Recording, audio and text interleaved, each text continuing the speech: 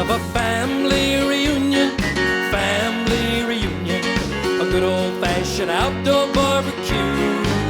Gonna have a family reunion, a big reunion, family reunion, and you're invited too. Boy, we have got everybody here today for the family reunion. A lot of your favorites that have been here before and a lot of new folks. The great Mr. Jim Ed Brown sitting to my left.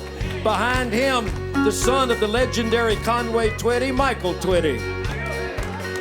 The great Jack Green. And behind him, the Grand Ole Opry announcer and country music radio personality, Mr. Keith Bilbrey. A lot of the young'uns are here today. The son of the legendary and great Marty Robbins, Ronnie Robbins, joins us. And the son of the wild child himself, Roger Miller. Mr. Dean Miller is with us on this edition of our family reunion. We got Rex Allen Jr. Of course, we've heard of Rex Jr. and Sr. for many years. The great songwriter Stephen Foster. No, that's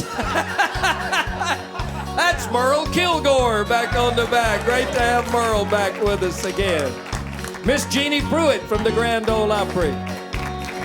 And behind her, the sons of a couple of more country music legends. Farron Young's son, Robin Young, and the son of Hawkshaw Hawkins and Gene Shepard, Harold Hawkins, but we call him Hawk. Mr. Charlie Louvin joins us again, as does Skeeter Davis. Funny man and great song stylist, Mr. Johnny Russell is here again. And we'll eat in just a little while, Johnny. Seated next to Johnny from down in Florida, great member of our Grand Ole Opry for many years. Good to have Bobby Lord back in Nashville. From out in Des Moines, Iowa, legendary disc jockey, country music artist, and promoter, the great Smokey Smith. Smokes, we're so glad that you're with us again. Sitting next to Smokey Smith, of course, Franklin Delano, Del Reeves from the Grand Ole Opry. The great Bobby Bare joins us again. Behind Bobby's black hat, the beautiful and talented Miss Carol Lee Cooper from the Carol Lee Singers at the Grand Ole Opry. The daughter of the great Hank Williams, Miss Jet Williams, joins us. And Miss Jan Howard, a regular member of our family reunion cast, as is the tall Texan without his mask, Mr. Billy Walker. The lovely lady seated next to Jan Howard is the daughter of two country music legends, George Jones and Tammy Wynette, Miss Georgette Jones. Next to her, the old boy we hadn't seen since he was out in the cornfields, and so good to have the great Roy Clark join us today. Next to Roy, with the cowboy hat, Mr. Texas Charlie Walker. And on the front row, and I'm going to slide over here because you had the greatest advice for all of these young people. What did you say? How do they stay young? I just want to tell them that's my secret of staying young. Don't mess with old people. Mr. Bill Carlisle. Everybody's here for the family reunion. Here we go. Gonna have a family reunion, a good old-fashioned outdoor barbecue. Gonna have a family reunion, and you're invited too. Family reunion, and you're invited too. Thank you. And our great band, as always. Mike Johnson, Glenn Duncan, Jimmy Caps, Dirk Johnson, David Smith, Les Singer, and Randy Hardison playing all the music over there. We are ready to go, ain't we? I tell you what. Roy Clark, good to see you. Not exactly a young'un, but welcome to the Young'un Show. I'm not exactly what? I said a while ago I feel like either a daddy or a junior. Everybody here is either the sire of or the offspring of. Well, you really are, too, because your family started out in music. Your dad played music, your uncles played music, and you were the young'un in the Clark family for many years. That is right, and now I am the...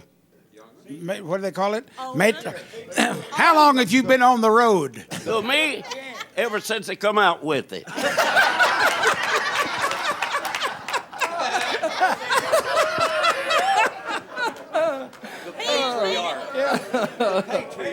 The patriarch. That's what I was looking statesman. for. You know, every time we have a family reunion where I used to be the nephew, now I'm the uncle. And it's not a fun trip.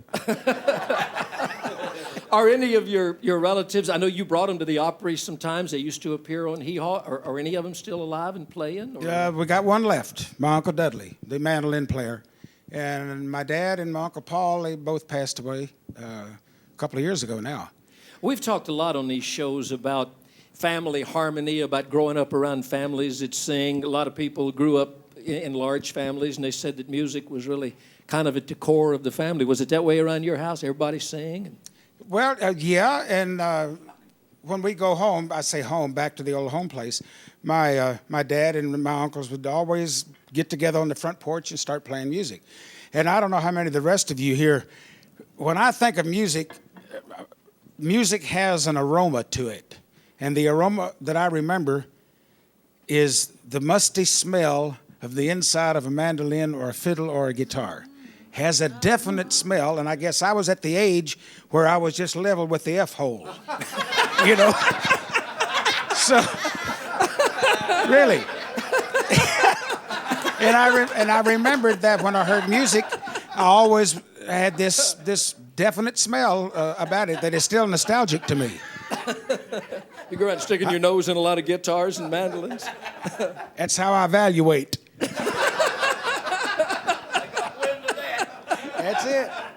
I think we need a song out of Roy Clark. Oh, really? Absolutely. Well, which one are we going to do? I was told you were going to do Thank God and Greyhound. Oh, Lord, I didn't know we was going to start off with that kind of a meaty product. Am I supposed to hold both? Well, you might. Yeah. Roy, That's the you real might trick. tell us you never picked cotton. If you don't.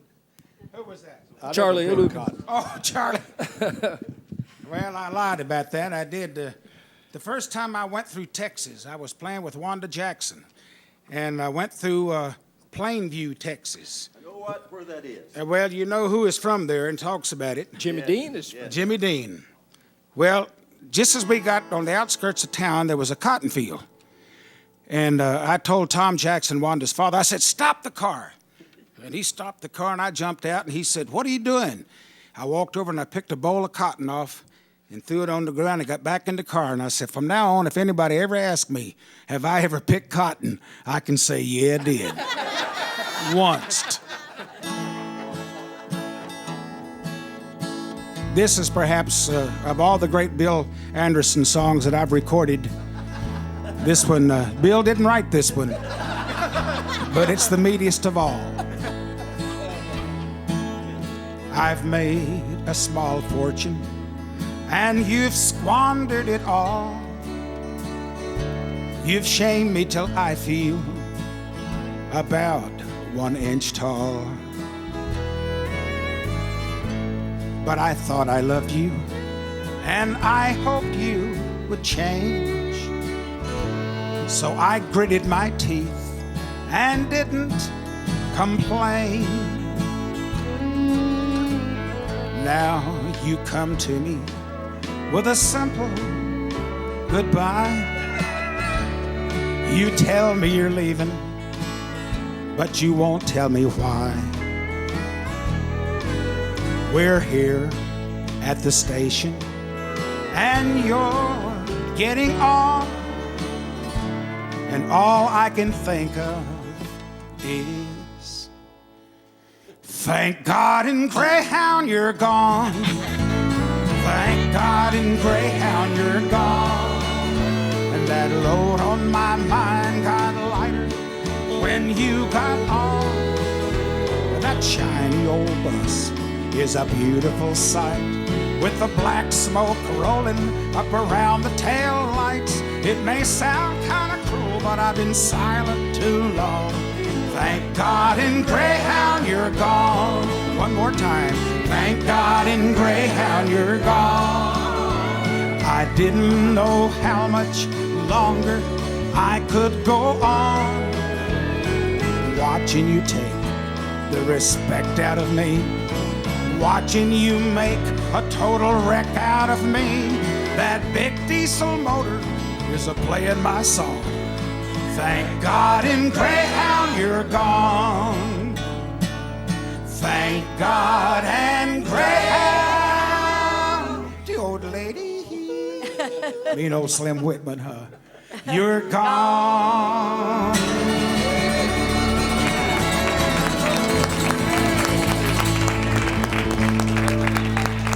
I bet there's not a dry eye in the house. Thank you. Roy, that song ain't exactly politically correct today, is it? Well, it depends on how you look at it. I'll tell you the story how that song was written. It actually happened. A fella had put his wife on a bus in Atlanta, Georgia, and he had to go to the men's room, and just as he walked in, written right above on the wall, it said, "Thank God in Greyhound, she's gone." He went home and wrote it. That's it. Did Greyhound help promote the... What did the Greyhound people I think come about that it? close to getting a free bus. Really? Oh, they were talking about it, but... One with 500,000 miles on it. exactly, Probably. right. The big dog on the side of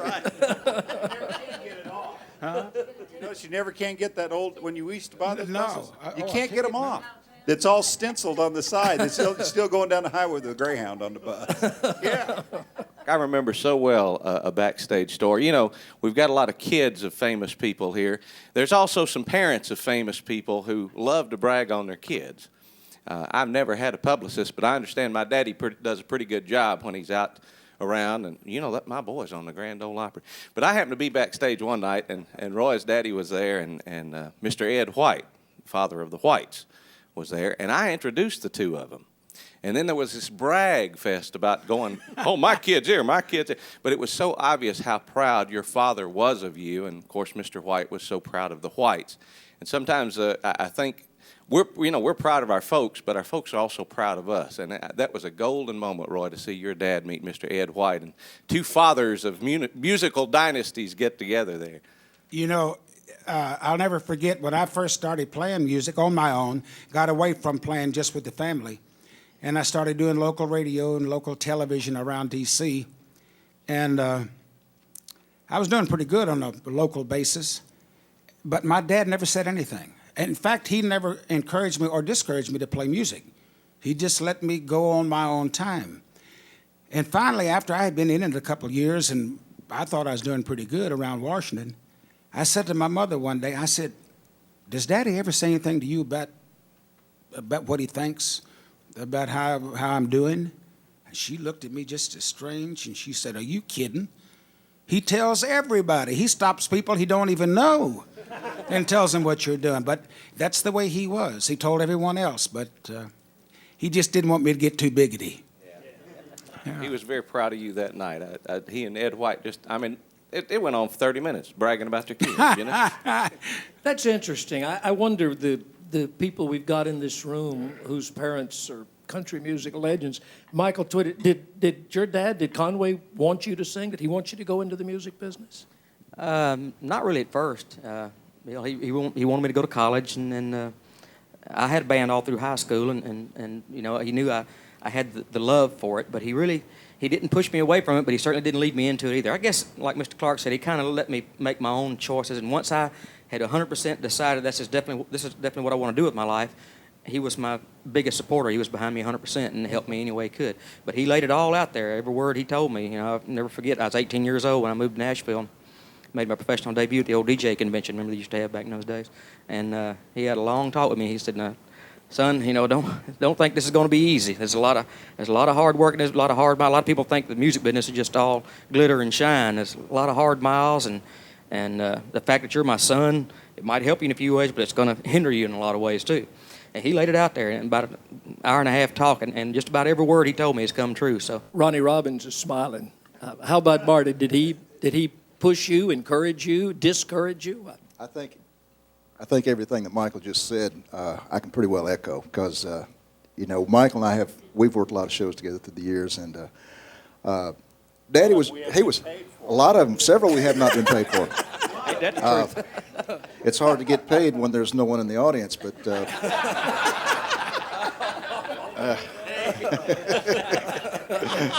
Oh, that's a can of worms. I think we all, that's kind of a universal thing that we've all gone through here. Daddy did encourage me in the sense that it'd been so good to him because, he said it many times, he despised honest labor.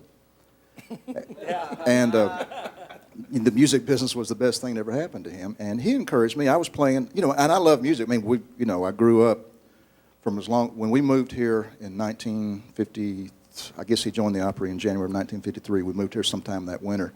I can remember Eddie Arnold, Dottie West, a lot of people coming over to the house for Mexican food. He would bring Mexican food supplies home from the road because you couldn't buy tortilla shells back then. You couldn't buy, you get the flour in sacks, bring home the pinto beans, and Jeannie would come over. They would, about once a month would just cook up a big Mexican feast, and it was really I didn't realize, what a really neat deal that was, to have Eddie Arnold, Leroy Wiggins, would come over and play steel guitar. They jam session all night long, and it was just a way of life, and through the years, I'd wake up in the middle of the night, and I'd hear Daddy through the air conditioner vent. He had a piano room on the other side of the house, and when the air conditioner wasn't running, I could hear him singing 3 o'clock in the morning, and it was just a way of life, and I never really thought, anything different about it, So when I finally, I'd been in a little rock and roll group for about 5 years from the time I was 13 to 18 or so,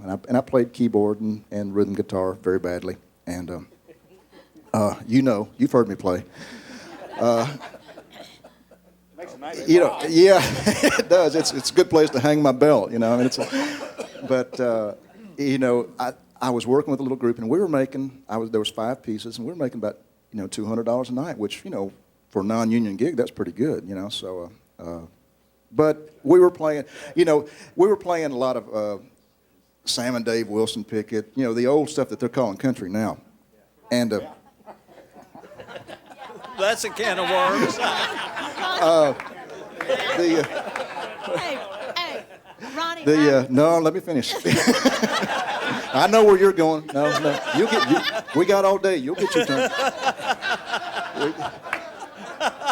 Tell it all. I'm only going to get one shot at this. I want to get my chance. But I was playing, we were playing this in this little group, and I was just getting kind of disenchanted with it a little bit because in 1968, everything went to psychedelic. Everybody was throwing bombs and shooting lights off and things, and even what we were playing wasn't accepted anymore, because they wanted to hear the feedback and the fuzz tones and everything else, and we were playing that. We were playing real good dance music, or at least we thought we were. But anyway, Daddy kind of knew I was disenchanted, and he came up to me one day and said, would you be interested in learning 3 country songs? And, and I'm thinking, well, I know about 100, so I think I can do this. And I won't have to tell him. But he wanted to know if I'd, consider being part of his road show. And I started work with him on September 8th, 1968. Worked in Macon, Georgia was our first date. And I'll never forget that because it was the neatest thing that ever happened to me because there were actually people in the audience that were listening. And I worked with him for about 9 months until I got drafted. And during that time, I was telling somebody earlier, I never realized at that time, what a neat privilege it was for me to get to work the Ryman. Worked the Grand Ole Opry at the Ryman. And not just once, but several times, And at that time, I didn't appreciate that. And I guess really, I didn't appreciate it until, I guess, Owen Bradley's funeral last year. And, and I was sitting in the audience. And that's probably the first time I've ever actually sat in the pews of the Ryman. And I'm thinking, man, what a neat place this really is, And I started having flashbacks, and thinking about when I, would come home from the service and Hal Durham or Bud Wendell would, graciously allow me to be on, have a spot. And, that was such a neat privilege. But, to work, when I worked with Daddy, we worked a lot of package shows with, Merle Haggard, Johnny Cash, everybody in the business, Charlie Pride, Loretta. But at that time, I didn't realize what a privilege that was, I guess because I had grown up with everybody, And so it's a little different, when you've grown up in it. You don't always realize what a privilege that is. So can I talk now, Ronnie? No. I just started. Oh, Ronnie. How much tape we got, Larry? Bill, let let me tell you something. Let me tell you something. See, I about know a how to cute- do this. See, Let me tell you see, I know something. I know how to do this. He is definitely his daddy's boy. These are my people, he thinks, but part of them are mine, Ronnie. I do remember when he first started on stage with Marty, and Marty gave him some great advice, and it was with tongue in cheek because Marty just always made a place for everybody that wanted to be part of the business. But he told him, he said, "I'm going to give you some advice, boy." He said, "Don't ever call me daddy in public, and don't get between me and the spotlight." Roy Clark, did you hear what Michael Twitty called you? Called me? Mm-hmm. No. Called you Mr. Clark. Oh, yes, I did. Yes, I did. Is that And, respect or age? Respect all the way. I told him, you know, it's a funny thing about labels that are hung on you. And we were doing a show in Washington, D.C. for the president, several years ago, and everybody in life, most of the ones in this room were there. And they introduced me as a legend. And I said, "Isn't that something? I was a young and up and coming, then I was a legend. What happened to that chunk of stardom in the middle?" Yeah. You had your share of that. I skipped right over just like a flat, shiny river rock. Sing us another song. Why are you picking on me? I put my pick up. Well, pull your pick back out. Well, all right. Is this Jimmy Ed's guitar? No, that's Bill Anderson's guitar. Oh, Chet Atkins played that very guitar yesterday. Chet did what? Played that very guitar yesterday. And he said it was a good guitar, too. And when he got through, it was in tune. He hit a couple hot licks on it, didn't want me to know where they were. Well, the song that got it all started, and y'all feel free to join in because here in recent years it's gotten higher and higher. I always started to sing the other one again. How does it start, Bill? I reached. My arms, and I touched you. Do what? That's not the one I was gonna do. That's another thing that happens when you're a legend. I reached out my arms and I touched you with soft words. I whispered your name. I had your love on the tips of my fingers, but that was as close as I came. My eyes had a vision of sweet lips yielding beneath my command. I had your love on the tips of my fingers, but I let it slip right through my hands. But I let it slip right through my hands. Somebody took you when I wasn't looking, and I should have known from the start that it's a long, long way from the tips of my fingers to the love hidden deep in your heart. To the love hidden deep in your heart. I had you right on the tips of my fingers, and I let you slip right through my hands.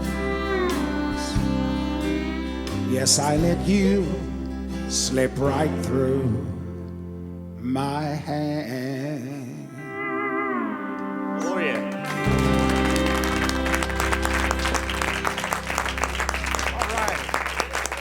I will be forever indebted to you, Mr. Anderson. I'll be ever indebted to you, Mr. Clark. I've got to tell y'all what Roy did the night. Let me tell you this. When Steve Wariner had Tips of My Fingers out, it was the #1 record in the country. Steve and I were standing backstage at the Opry, and Roy came walking in.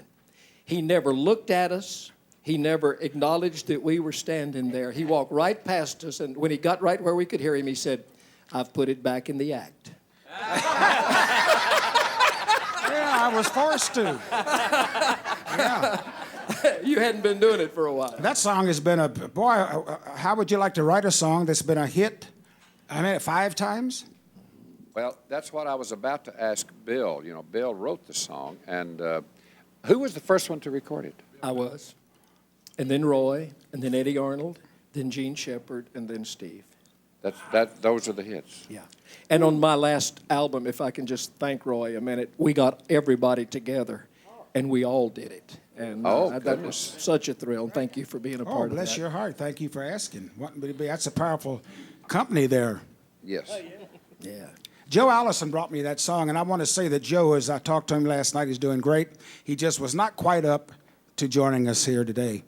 But Joe is the one that really brought me that song. He said they put Bill's record out, and the record company went with the other side and didn't really push it as hard as they would, or they should have. He said, but that's a hit song. You know what the record company really did? I'll tell you what they really did. I was on Decca Records, and Decca had another company called Carl Records that they owned. I had a They release on covered there. me. They covered me on their own label. They recorded it with somebody on Carl Records. Really? That's how much they liked me. Could I tell a Bill Anderson experience? I don't know. I never will forget when Ari and I was together on the Opry, and Bill had come to join the Opry, and I don't know where you were at in your career, but you was pretty close to the front of it at the beginning of it. And Bill went out on the stage and sang Mama Sang a Song, and got an encore, and he did a little more of it. And of course, I've been to the Bill Anderson Humility School, and I know where he comes from. But he come backstage, and you could tell he was as proud as a peacock.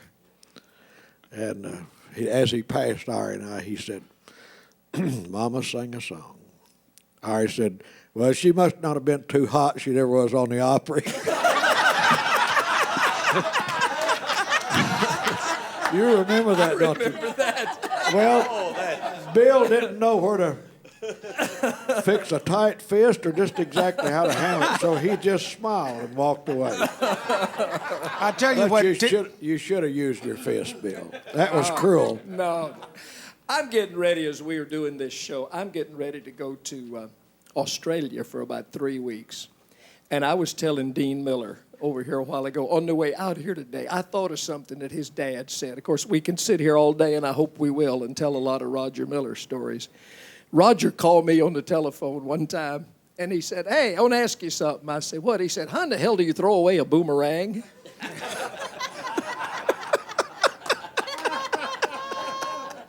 So every time I throw it away, it comes back.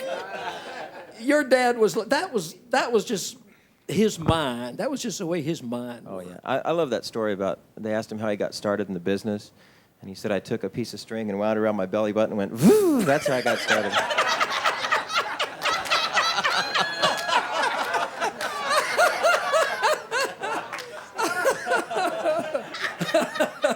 Does you? It's wonderful. Does your mind work that way? I mean, are you as off the wall as he was? I can turn it off when I need to. I don't think he could. But, He couldn't. I Yeah. met him when he was about 19 years old. He was in the Army down in Atlanta. We became instant friends, and he helped open a lot of doors for me in Nashville. isn't there some story about how you all drove to Atlanta to do your laundry or something like that? Yeah. Your dad called me up one night, and he said, what are you doing? I said, well, I'm getting ready to go to the wishy-washy, wash some clothes. He said, I got some dirty clothes, too. I said, wait a minute, I'll come over there. So he'd bought this little old tiny car. It was something that Fiat had come out with, and it was the tiniest little old thing you ever saw. Had two tiny little seats in it. And he comes pulling up in that, and I take my big sack of dirty laundry, and I threw it in the back, and we started to the Coin Laundry. And I don't remember exactly how the subject came up. He said something about what does it cost to wash clothes or something, because we were both pinching pennies back then. And I said, I didn't know it was going to be a couple of bucks or whatever. He said, where does your mama live? And I said, Mama lives down in Georgia. He said, this car gets 60 miles to the gallon. He said, how far is it down there? We figured up the math. He said, we can go to Atlanta, get your mama to wash our clothes cheaper than we can go to the Coin Laundry. So we drove out on Murfreesboro Road. Somebody was having a gas war, about 17 cents a gallon. We filled up that little car. We took off and drove to Atlanta. We got there about 6 o'clock in the morning. We've been driving all night. Can you imagine the look on my mama's face when we knocked on the door about 6 o'clock in the morning, standing there, two hillbillies with our eyeballs down on our cheek and 2 sacks of laundry in our hand. And my mama, bless her heart, she washed and dried our clothes. We went in and went to sleep, woke up that afternoon, put our clean clothes in the car, and drove back to Nashville. But that was your daddy. That was just the way that he was. Hey, Bill, I first met Roger Miller when he was 15 years old in Sarah, Oklahoma. We were working out of Wichita Falls doing a Hadacol network show. And we played this little old American Legion Hall in Sarah, Oklahoma. And we didn't know what nudie suits were back then. And about halfway through the dance we were playing at the American Legion Club, here comes this kid with this nudie suit that looked like Gene Autry and Roy Rogers put together. And I told one of the other people on the break, I said, who is this guy? And back those days, Sheb Woolley was his brother-in-law, and Sheb had given him a nudie suit because Sheb was working the movies. And we got him up to sing because we thought he was a big star. We didn't know who he was, but we thought he's a big star. That was my first encounter with old Roger. One time, we were in Branson, and we were talking on the phone. He said, me and Mary and the kids are going to go eat lunch. You want to go with us? I said, well, I'm not ready yet. He said, well, if you get ready, and he told me where he's going. He said, come on over. Well, I went back to sleep. I didn't get ready. A year later, back in Branson, the phone rang. I picked it up, and Roger said, you ready yet? I saw him on the streets of Nashville one morning and just happened to pass him. He walked up to me and he said, you know, Bob, all the world's a stage, and I've lost my script. That's a great thought. Roger started, I remember Roger from when I was couldn't have been more than 12, 13 years old. He played fiddle or bass in my dad's band and traveled on the road. And Dad traveled in a station wagon. And so it'd be me and Dad and Wade Ray in the front seat, and Roger Miller and Bobby Dyson was playing bass in the back seat. And Roger would sit in the back seat and go, whoop, whoop, whoop, whoop, whoop, do, do, do, do. And my dad would lean over and say, Roger, if you'd write some good songs, you'd be a hit songwriter. Never did. Dad fired him. Dad fired him. One of my favorite stories that I don't think many people know, and I hope I get it right, but he was riding his motorcycle down Sunset in L.A., and he pulled up to a stoplight, and this is like in maybe late 60s when he was real hot, and a limo pulled up next to him, and the driver rolled down the window and said, sir, I've got Elvis Presley in the back, and he'd like to meet you. So they pull around a corner, and my dad gets off his motorcycle and gets in the back, and he and Elvis visit for a few minutes in the back of the limo, and as my dad's getting out, Elvis asked my dad for his autograph, and I thought, wow. Not too many people can tell that story. So Elvis had good taste. Bill, I think I might have told this before, but with Dean here, I want to just kind of throw it out. I don't know if he remembers or not, but Barbara had came with him. We all worked for Uncle Lynn Ellis up in Hammond, and we did 2 shows that day, and we went to eat with Lynn and his little boy, and Roger and Barbara and I. And I said, Roger, if you would just go out there and do what you do on the bus and when we're all just hanging out, I said, they would love it. You don't need that band. He said, oh, Scooter, I can't go out there without a band. I raised my hand to God. This is a true story. And that was the beginning. He went back on the last show. I mean, and the show, I mean, he just stole the show, and he just like they never got off stage.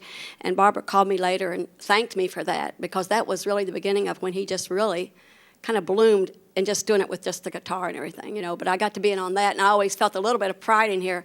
Then also, I brought you a picture today, but when I got nominated I think I had a nomination for, maybe he says the same things to me anyway. Roger called me from London and asked me could he be my escort.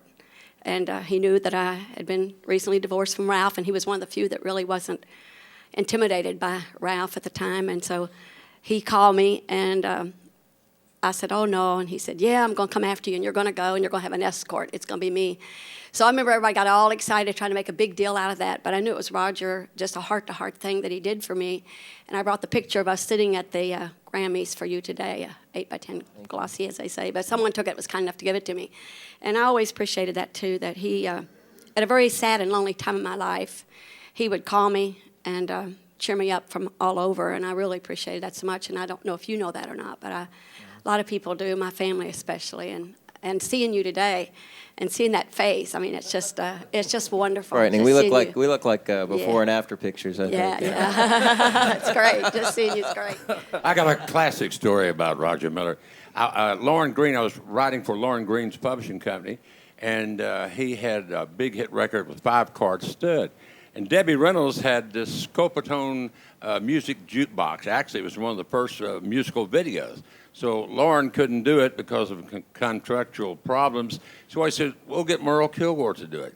So I came out there and checked in Gene Autry's hotel. And Roger Miller was in the lobby. So I told him what I was doing. He said, oh, great. We'll have some fun tonight. So he took me and showed me around and all the places that everybody goes. And we were up all night long.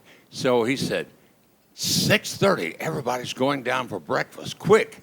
Get that billboard. And Roger had a fiddle. We got on the elevator at the very top, and he said, now hold the billboard. And Roger started playing classical music as people got on, and I was holding the billboard and turning the pages. Well, we got on the 7th floor, and Gene Autry gets on. Roger plays Back in the Saddle Again.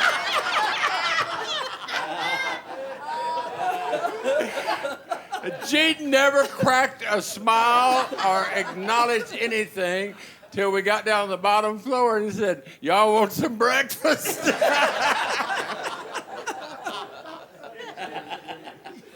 Are you the only child of Roger's that is pursuing a career? Yeah, it's funny. He had in the 7 business? kids from 3 marriages, and I'm the only one that I got the name and the face and the music and the whole thing.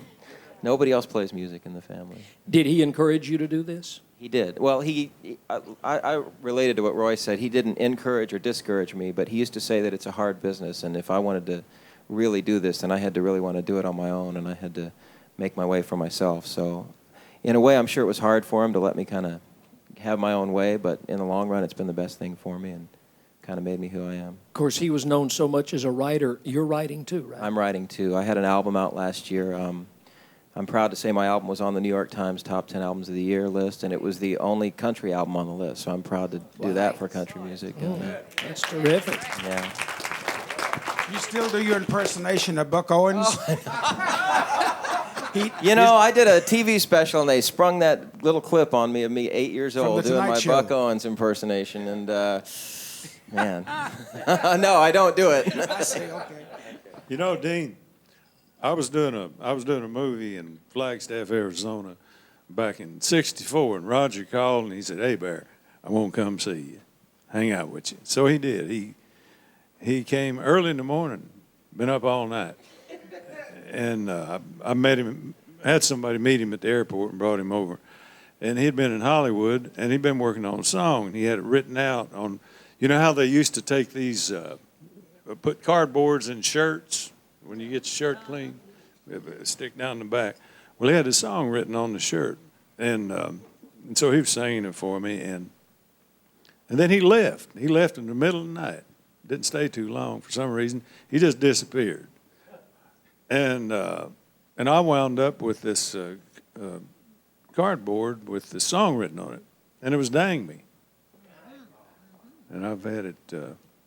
I had it until our house burned, and it burned up. But it was the original. It wasn't even finished, really, you know, because songs like that you kind of make up as you go along. Roger Miller said one of the greatest things. Well, he said many, many great things. Somebody asked him one time if he co-wrote many songs. And Roger looked at him very seriously and said, "Did Rembrandt co-paint?"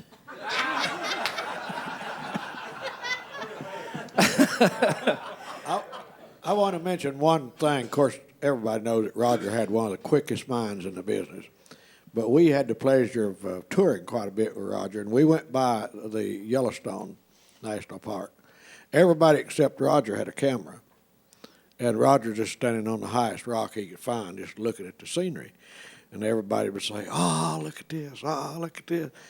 And Roger just nonchalantly said, "Just think what God could have done if he'd had money." He did. On this same trip, we worked Tinker Air Force Base. A lot of you worked Tinker in Oklahoma City.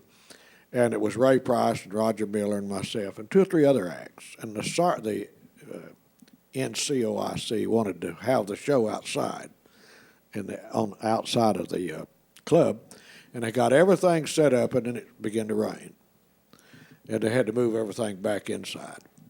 And of course, Roger was just worried about his guitar. That's all he was worried about. He wasn't helping move nothing. And this sergeant was about to go crazy because we were starting the program late. And he run into Roger and he said, "Well, what time are you on, Mr. Miller?" Roger said, "Central Standard."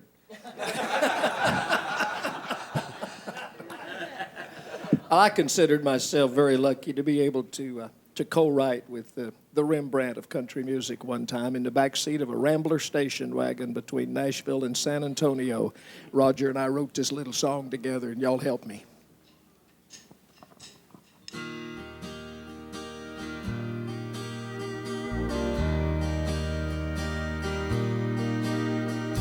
Your world was so different from mine, don't you see? We just couldn't be close, though we tried. We both reached for heavens, but ours weren't the same. That's what happens when 2 worlds collide. Your world was made up of things sweet and good. My world could never fit in, wish it could. 2 hearts lie in shambles, and oh, how they've cried. That's what happens when 2 worlds collide.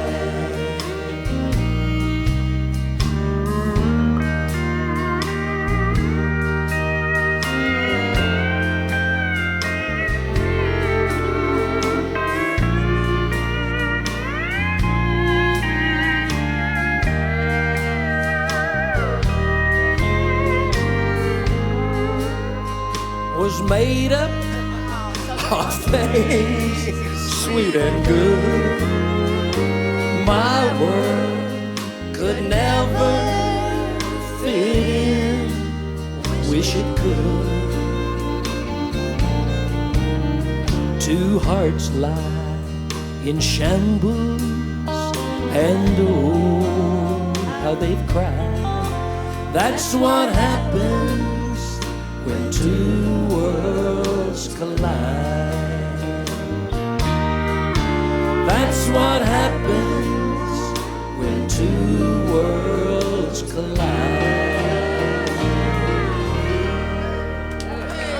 Forgot to come in there. Got carried away. I bet everybody in this room put that in an album or they've done it on stage. He told me just it was part of his act. I did. You know it in what an Roger album. used to call that song?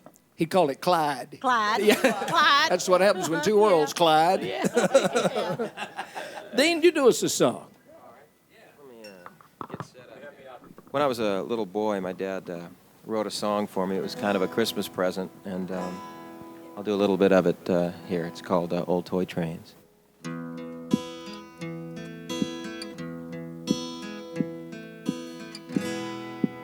Old toy trains, little toy tracks, little boy toys coming from a sack, carried by a man dressed in white and red. Little boy, don't you think it's time you were in bed? And close your eyes, listen to the skies. All is calm, all is well. Soon you'll hear Kris Kringle and the jingle bells, bringing old toy trains, little toy tracks, little boy toys coming from a sack, carried by a man dressed in white and red.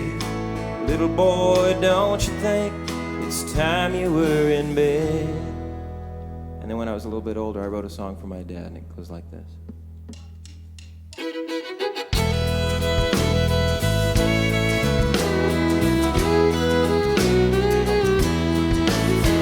My father was good to his oldest child.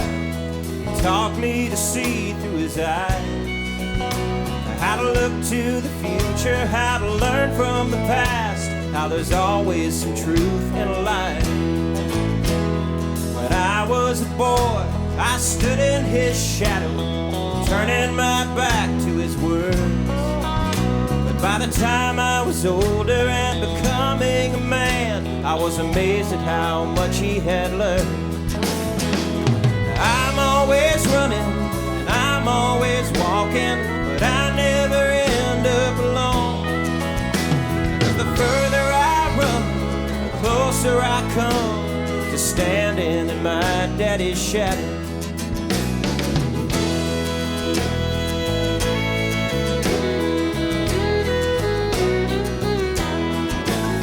You know, life is a highway with dangerous curves and lessons around every bend. And if it weren't for my father and the things that he taught me, this road might have come to an end. But I'm always running, and I'm always walking, but I never end up alone. 'Cause the further I run, the closer I come to standing in my daddy's shadow. I'm always running, I'm always walking, but I never end up alone. 'Cause the further I run, the closer I come to standing in my daddy's shadow. To standing in my daddy's shadow.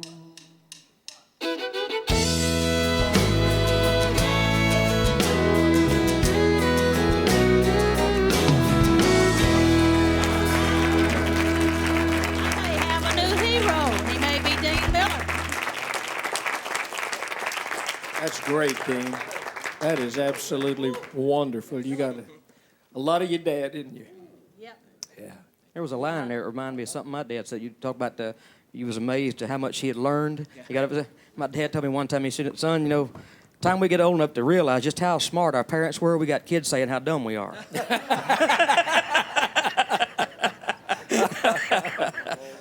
When I'm old enough to really live, I'll be old enough to die. I want to tell something about Conway, because I spent a lot of time on the road to his daddy. Yes, you did. And did a lot of things, but one of the funniest things Conway Twitty ever did, I went to a truck stop and ordered me some, it's got to do with food, ordered me some biscuits and gravy. And he came in, just about the time they ordered, came to me, and he looked at me, he said, "Man, them look good." And the waitress said, "What do you want?" And he said, "I want some of them, but I'm on a diet. Better not. I got to lose some weight." He was always worried about that. And he said, "Boy, them look good." She said, "Well, what do you want?" He said, "I want some of them, but I can't. I got to eat something that ain't so fattening. I can't do that."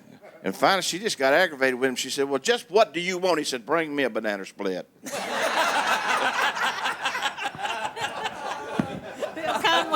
Conway sent me for Christmas one year when it first came out. There was a cookbook called, when mine first started coming out, he sent me this cookbook called White Trash cooking, white trash cooking. That was his favorite. Had a picture on the front of it of a refrigerator, and it was in disarray, I'm telling you. Everything in it turned over and everything upside down, and I wouldn't take anything in the world for that. He was just the sweetest man I ever knew, and I enjoyed knowing him so much. And I know all of his kids, worked a lot of shows with Mike, and just enjoyed the family immensely. Can I tell a little story about Conway? Sure. Conway, back in the late 50s, I built a little club down in Arkansas, Pine Bluff, had a restaurant and a supper club there, and we hired little bands to come in and perform. There was a fella coming through town that was selling out of the back of his trunk, he was selling cleaning supplies. He had come up with Pine Sol was the name of it, and since that time, all you ladies and everybody knows about Pine Sol. But he was the booking agent for Harold Jenkins. And Harold Jenkins was traveling some out of Helena, over there in that area. And so once a month, Harold Jenkins came to the Trio Club, and he performed. And I made some tapes one time of Harold Jenkins, and if I'd have known he was going to be here, I would have brought them because I still have them.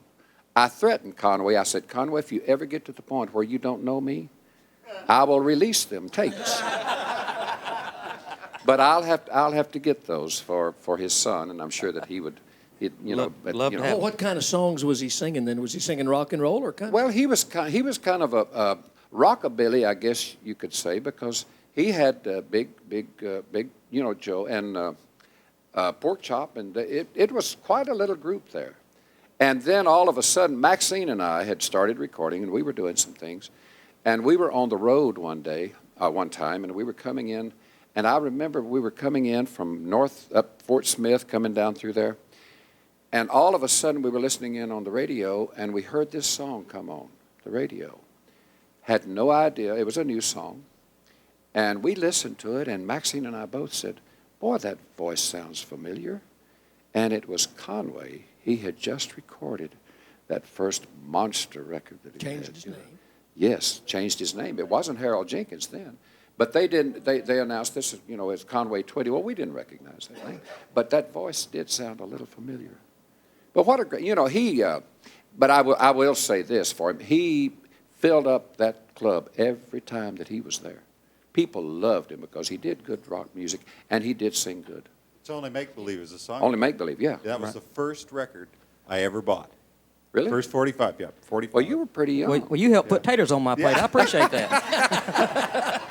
Made the first bus payment, But anyway, I still have that tape, and I'll have to get that tape for you. Bill, I remember when he was changing over from rock to country. We were working out west, and we stopped at a little service station, and Conway's new making, that the new It's one Only was Make coming. Believe. All Make Believe, Only Make Believe was on, and I remember hearing the owner of the gas station saying, I just don't know if he'll make it in country music. He said, he's fine in that rock and roll. He says, I don't know why he's going over to country. Well, it wasn't long. I mean, what, a matter of months, and people knew that he was in country music to stay. And I want to say to Michael that, Michael, I hadn't seen you in a long time. Hello, darling. Good to see you. And I was on that record. Thank you. Oh, you know what? I was honored to be on so many of your dad's records. And that was one I was on. And I got to be Ellie White, and I did the trio part. We were your dad's trio. I remember.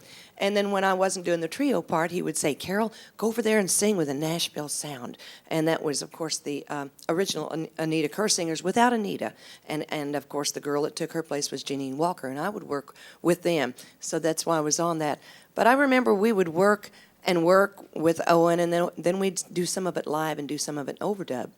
Didn't know we were really making musical history with songs like Linda on My Mind, This Time I've Heard Her More Than She Loves Me, Georgia Keeps Pulling on My Ring, and all those different ones that now people copy to get that sound. And we would stop and get something to eat at about 4 in the morning, like Johnny was saying. We'd stop at a truck stop, Union 76, coming from the barn, the one. And we'd be in there, and of course we'd be starved to death. And I'm from West Virginia, and I know how to to put away potatoes and meat and eggs and stuff. And I mean, I had me a good spread going there. And he said, you know what I like about her, Ellie? He said, she knows how to eat a good meal, he said. He always liked that part.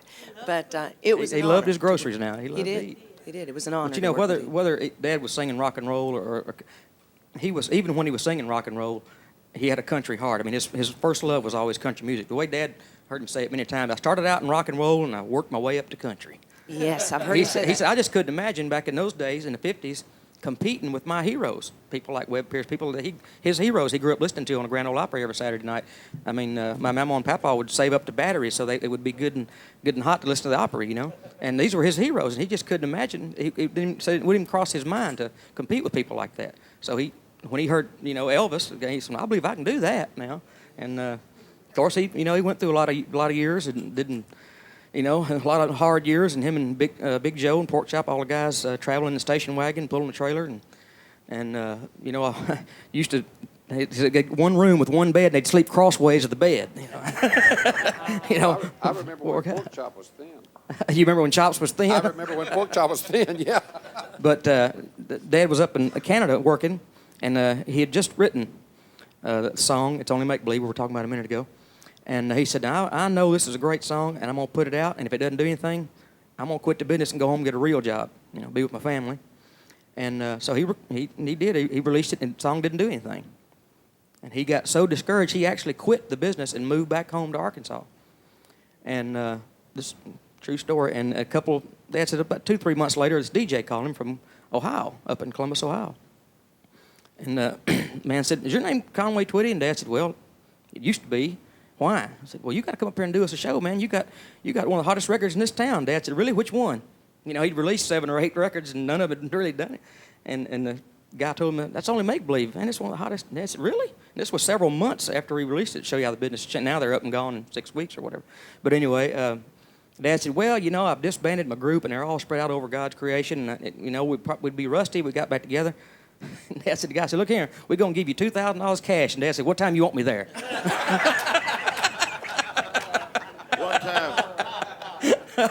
One time I was up at Ralph Emery's late night radio show, and Conway, he was a hot rock and roll act at the time, but he listened to Ralph all the time.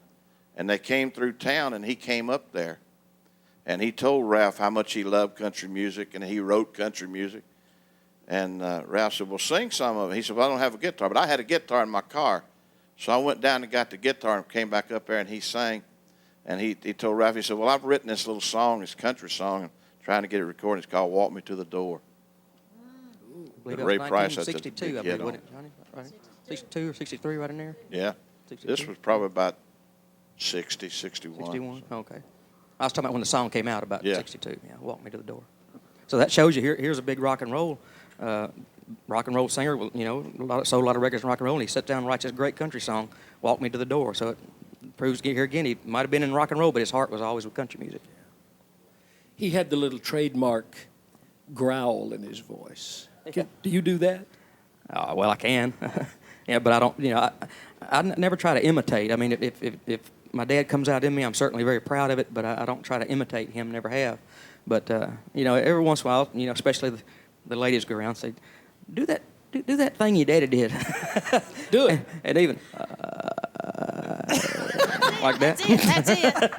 That's it. That's it. That thing came about by accident. Dad was in the studio and recording, and he never had done that. And he started singing, I believe the song was Only Make Believe the first time he did it. And he came out of there, and his producer said, what's that growl thing you were doing, Dad? I said, I don't know, it just happened. You want me to go redo it and leave it out? And the guy said, no, get back there and do some more of it. Dad said, I went there and growled my way through a whole album. Been doing it ever since. See, it worked for him. I was in one time recording for Capitol in the same session that I did Tips of My Fingers. Ken Nelson was the A&R man. He's back in the booth. And I purposefully did a little growl and, you know, full of emotion. And Ken says, hold it. He come out and he says, we have to take that again. He says, your voice broke. I said, Ken, I tried as hard as I could to get it to break. He said, oh, you meant to have it in there? I said, yeah. He said, let's do it again. So it works for some, it doesn't work for all. Conway would call you on the telephone, and he'd call me about 10, 11 o'clock at night. And when you picked up the phone, he'd say hello, and he'd say, "Hello, darling." And I missed that. I missed him calling me. Because he'd get me up about 12 o'clock, and we'd go ride around and listen to songs. We wouldn't speak. We'd just ride around. He'd play tapes, and he'd look over me, and I'd say, he'd just take it, throw it in the back seat. We'd just listen to boxes of tapes like that. Did he ever record songs that you had written? Certainly did. I knew too much about him. Well, I'm going to tell you something. I had recorded a couple of his songs, and one of the first times I ever worked with him, he came up to me and said, "I really appreciate you cutting my songs." He said, "Is there anything I can do for you?" And I told him about his song. He said, "It's in my next album." And he went home and he did it. I mean, he was always true to his word. So.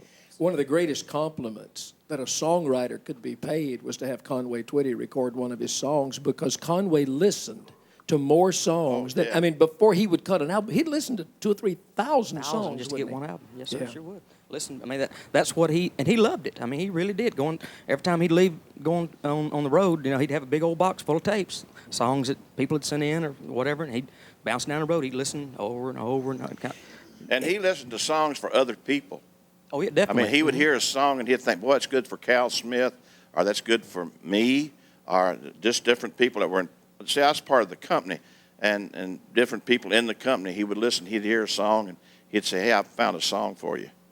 But he listened all the time. That's all he did, man. He had a great sense of who he was and what his fans wanted to hear him sing. He had a great sense of who Conway Twitty was. That's what I mean. He knew he was Harold Jenkins, and he knew who Conway Twitty was, and he knew what Conway Twitty should say, what he should do, what he should sing, what he should look like.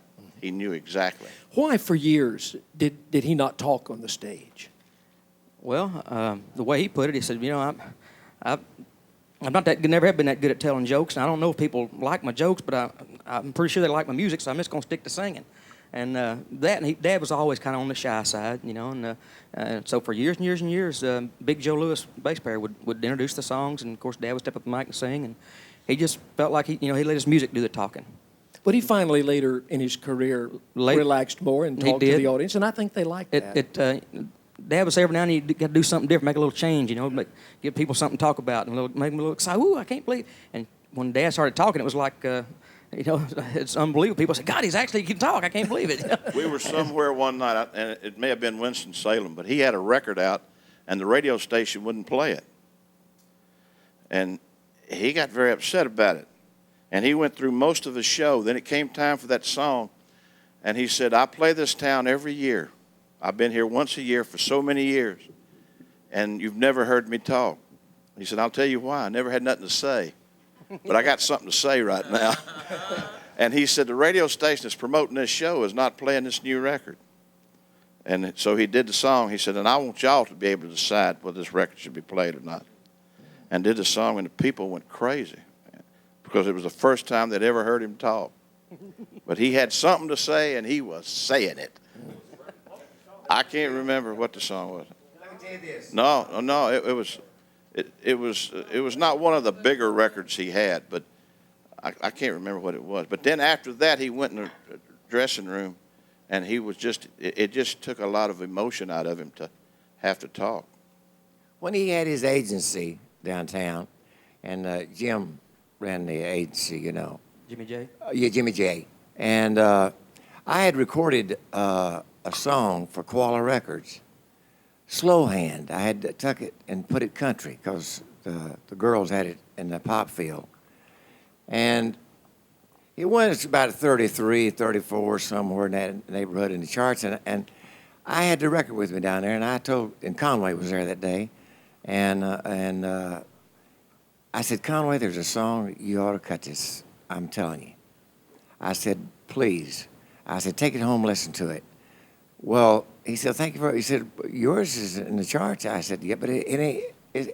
They can't even, Jesse James and 40 Thieves couldn't get the record. You couldn't steal it, much less sell it." That's another can of worms. Yeah. But I said, "But man, listen to it. I think it's a smash in the country feel." He recorded it, and the rest of it's history. And I sure did that. Smokey. My favorite Conway Twitty song is 15 years ago today. And I like the story behind it. They've been talking about Conway listening to songs, and the song is it. If what I heard is correct, he was driving down the highway, listening to a local radio station, and he heard this record being played by somebody he never heard of, some obscure artist like Smokey Smith. And but he liked it, and he stopped. He called the radio station, said, "Who is that? Who recorded that?" And he found the kid that wrote it and recorded this little independent label and brought him into the session when he recorded it. And that kind of says a lot to me, and I think that was one of his greatest songs. Conway's fans were primarily the women. The women loved Conway. Tell the story, because he used to laugh about this. Tell the story about the time that he did not realize he was playing for a convention, and there was no women in the audience. There was just men, and the lights were out, and he could not see in the audience. He had gotten to the point where he opened the show with "Hello, Darling," because they would introduce him, Conway Twitty, and he'd walk out, of course, applause and everything, and then the music would stop. And he'd point like my first couple rows and say, "Hello, darling." Of course, women would scream, And well, this night he walked out, and of course everything, lights screaming, and the band stopped. And he pointed at the first couple rows and said, "Hello, darling." You could have heard a cricket chirp, nothing. And it threw him so bad he forgot the words. Now, he wrote the song, but he forgot he just said, "Just stop. Something's wrong somewhere. Turn up the lights. Something's wrong." And Dad said, they turned them lights up, and I swore to God I could see nothing but old bald-headed men sitting all over. I said, "My God, where's the women?" And he told the guys, "What, but I'm sorry. I'm used to screaming and hollering when I do that song." They had a big laugh about it, but that's a true story. Bill, he was always, I would hear him talk, and we would talk, and he'd say, "Ellie, write that down. Did you hear what she said? Write that down." All the songwriters have done that. You probably have too. But he would say, make sure that anything he recorded was always respectful to women. He would never record a song that would put a woman down. And do you remember ever hearing him talk like that, Michael? So. Because, that was a big thing to him. "No, I can't record that." He said, I heard him turn one down. He said, "I can't record it. It puts a woman down." He said, "I won't do that." Jan, do you remember the night we were flying in the airplane, and Conway's plane was flying out off of our wingtip? I do. And we were on the radio, and we were writing a song? Yeah, coming back from North Carolina or somewhere. Yeah. Uh-huh. Yeah, we had written what? I never once stopped. We were loving. working on I Never Once Stopped Working Loving on, You. Yeah, and Conway was flying right along beside, and we thought that'd be a great time to pitch a song. And, even though it was against all FAA rules and regulations and everything, but it was late. Nobody was listening but us. And we actually pitched the song to Conway from plane to plane at so many thousand feet, and he said, "I'll record it." And he did. And he did. It was in the Hello, Darling album. That's right. Yeah. Which One one time we'll be forever grateful. The first time I ever heard Linda on My Mind, I was getting a divorce from a girl named Linda. And we're sitting on the bus, I think at Greenville, South Carolina, just me and him. And he started singing. He said, "I've just written this song." He started singing about laying there with Linda on my mind. And he looked up at me and said, "It ain't your Linda."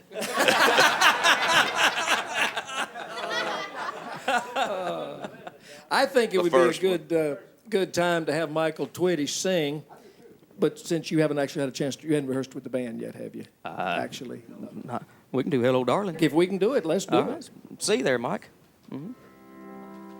Y'all feel free to jump in there now. I need all the help I can Now, get. do we scream when you say "Hello, darling"? Only the ladies, Just not the you, women. Bill. All right, the women scream. Hello, darling. Nice to see you. Yeah. It's been a long time. You're just as lovely as you used to be. How's your new love? Are you happy? Hope you're doing fine. Just to know it means so much to me. What's that, darling? How am I doing? I'm doing all right, except I can't sleep, and I cry all night till dawn. What I'm trying to say is I love you, and I sure do miss you, and I'm so sorry that I did you wrong. Look up, darling, let me kiss you. Just for time's sake, let me hold you in my arms just one more time. Thank you, darling. May God bless you, and each step you take bring you closer to the things you seek to find. Goodbye, darling. I gotta go now. Gotta try to find a way to lose these memories of your love so warm and true. And if you should ever find it in your sweetheart to forgive me, come back, darling, I'll be waiting for you.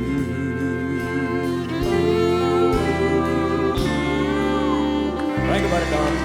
Go ahead.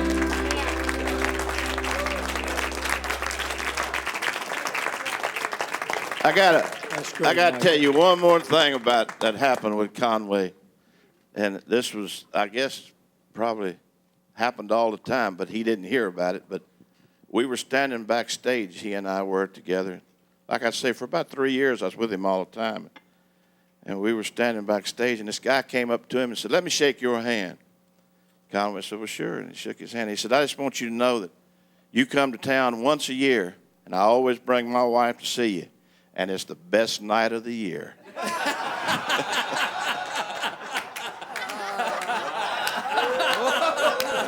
Ronnie, your dad was, my goodness, he was so many things. He was a songwriter, a great song stylist, performer. At the Grand Ole Opry, legendary for staying out there until the show would end at midnight and 1 o'clock in the morning. He'd still be there singing, and 2 or 3 in the morning, he'd be out there signing autographs. He just liked attention. He had a very special rapport with the fans. I mean, the fans loved him. He did. You know, Jeannie mentioned a little while ago about the advice that he gave me. You know, the way I remember it was, don't stand in front of me and don't forget your fans. And in that order. But he. What is it? Is it because of your dad and my dad? Same way. They never would forget the fans. I like your dad he taught you to go sign autographs for as long as till the last one was gone. Sure. Like your dad, I can remember sitting for 3 hours and 4 hours and signing autographs. I think everybody in this room feels that same way. I think this is why country music was great in the '60s and '50s and '70s, because they did not, we did not forget the fans. It seems to be a dying thing these days. Marty and I used to go from the Grand Ole Opry House on Saturday night. I never knew when he was going to do it, but he just announced on the 11:30 show. He said, "Jeannie Pruitt and I will be over in Opryland signing autographs tonight." And we've been over at 3 o'clock in the morning, lots of mornings, still signing. And Marty used to take that little guitar with him, and the fans that didn't get to hear their special song that night, because he only had just a little time, half an hour show, but all the fans that would come over there, the ones that didn't get to hear their song, he'd take requests. So 2 and 3 o'clock in the morning and just sing one right after the other. The Park just he and Police the guitar. loved him. It was wonderful. The police All the used to want to run us they were off. crazy about Daddy. They wanted to hang around at the park 3 o'clock on the Sunday morning. Yeah, they loved it, but the fans He'd come loved it. by and that's line what it balls, and at midnight, and we'd get in the car and run out to his office, and he'd sit there and sing till 3 and 4 o'clock in the morning. I don't know when he slept. He'd only slept. He did. He was 57 when he died, and if you took the amount of hours in the day that he slept and kind of averaged it out over, the normal person would sleep 8 hours a day maybe. He probably slept 3 hours. He was probably a 90-year-old man as far as the amount of time that he was actually alive. He was just an insomniac. He was. Mama said that was because the first time he ever worked the Opry, when he was invited in 1952 sometime, he drove from Phoenix to Nashville straight, did the Opry, and drove straight back because he still had a job he had to get back to. And she said he never slept after that. He never slept right, you know. So I don't know if that had anything to do with it or not, but I'm sure, you know, it didn't help. But, you know, it's funny because, you know, you told a story. He loved to be a champion of the little guy. You know, if he saw some big shot somewhere in town that was kind of getting down on a small artist or something like that, he would, at a restaurant or something like that around there, he would light into him so quick, you know. But he always had an affinity for the guy that was getting picked on, you know, and he always did everything he could to protect him, you know. Was it Jimmy Dickens? Who was it at the Opry that helped your dad get here? Daddy had a TV show. It started out with a radio show in Phoenix. He had worked the nightclub circuit there starting about 1948 or so, and worked there for a couple of years and was starting to kind of get a name for himself. He heard this guy on the radio station one day, and had a 15-minute show where he just sang cowboy songs, and Dad said, "Man, that guy's bad. You know, he can't." He said, "I can sing better than that." So he was laying brick at the time. He told the guy he was working for he had to go to the dentist in Phoenix, and he went home, got his guitar, strapped it on the back of his motorcycle, drove to Mesa from Glendale, which is about 45 minutes at the time, I guess, and walked into the station and said, "I want to see the owner." And the girl at the desk said, "Well, he's not here. He's in Denver," you know. And the owner was probably never there. He's probably worth $40 million. But she said, "Well, maybe you'd like to see the station manager." He said, "Yeah, that's who I want to see." And so I guess he was just, I don't know if he was drunk or what, but at the time he was drinking, so I can say that. But I don't know. I don't think he was drunk, but I think he had some courage there. He bolstered himself up and said, I want to go in and you know, I want to sing for you because the guy you've heard the guy you got on your show is not very good." And he did Strawberry Roan, and the guy liked him and hired him and fired the other guy. Good job. I don't know. But he, from that point, He's laying bricks somewhere. yeah, maybe so. He's some At mad that guy point, in Phoenix. yeah. At that point, the radio station turned into a TV station. This was around 1950 or so, 51. And the station manager said, "You know, to keep your radio job, you're going to have to do the TV show too." And of course, Daddy was petrified. Anybody that knew Daddy back then knew that he was not very gregarious on stage back when he first got in the business. And all he did was he had a list of songs in his shirt pocket. He'd pull them out and sing, and never said a word. He'd just sit there and sing with him and the guitar for 15 minutes.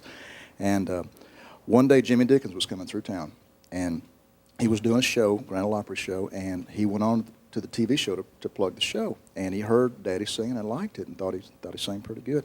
When he got to L.A., at the time Jimmy was on CBS, and he told Uncle Art Satherley there was a guy in Phoenix that he needed to go see and listen to.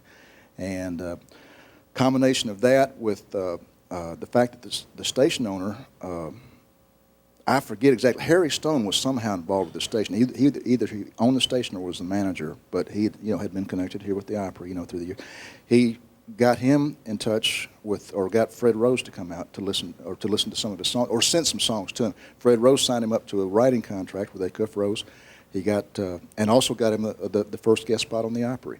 And then when the Sony deal came through, or the CBS deal came through, that kind of clinched it. We were moving to Nashville at that point, and we moved here in January of 1953. And I think he joined the Opry on the 19th of January of 53. Me and Ronnie know each other we've known each other for a while and worked shows, but one time I had some songs that I wrote, and I went down to, his dad had a little recording studio down off Music Row, and I went in there and was putting down these songs, and his dad came in.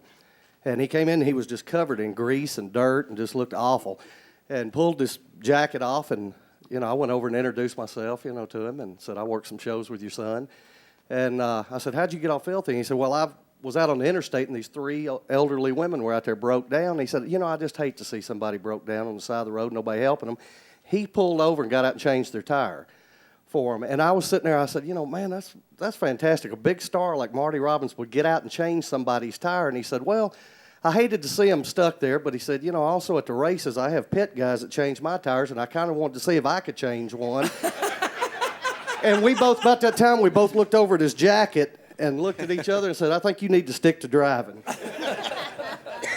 What did your mom think when all of a sudden the singing cowboy became a race car driver? She didn't like it too much, but at that point, she kind of knew it was not going to make much difference what she thought. So she kind of just stayed away. She went to the races a few times and made her a nervous wreck, so she just decided just out of sight, out of mind was the best policy there, because if she was watching him, she knew she'd be a nervous wreck. So I've got to tell my favorite, one of the favorite things. He was very serious about his driving.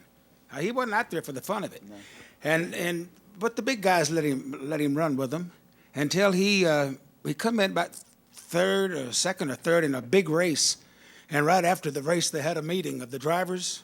Marty's sitting there, and they all had a spokesman. He got up and he says, "Marty, we don't play and sing, and you don't run in the top 10. If you want to run with us, you just run in the back." I'll tell you some of the best advice Marty ever gave me as a songwriter. He said, Marty, look at it when you write it, sleep on it that night, get up and look at it again the next day, and if you can think of another word in the English language that sounds better than the ones you put in it, take that out and put it in. And I think that's the reason he wrote such great lyrics, because he really studied his own work as well as other people's works, I'm sure. But Marty had probably some of the most original melodies of any artist that I ever heard sing or watched write. He always had his own special brand of melody. You know, Marty's responsible for me being a recording artist. He really is, because back in 54, 55, I don't remember when, I was living in North Long Beach, and I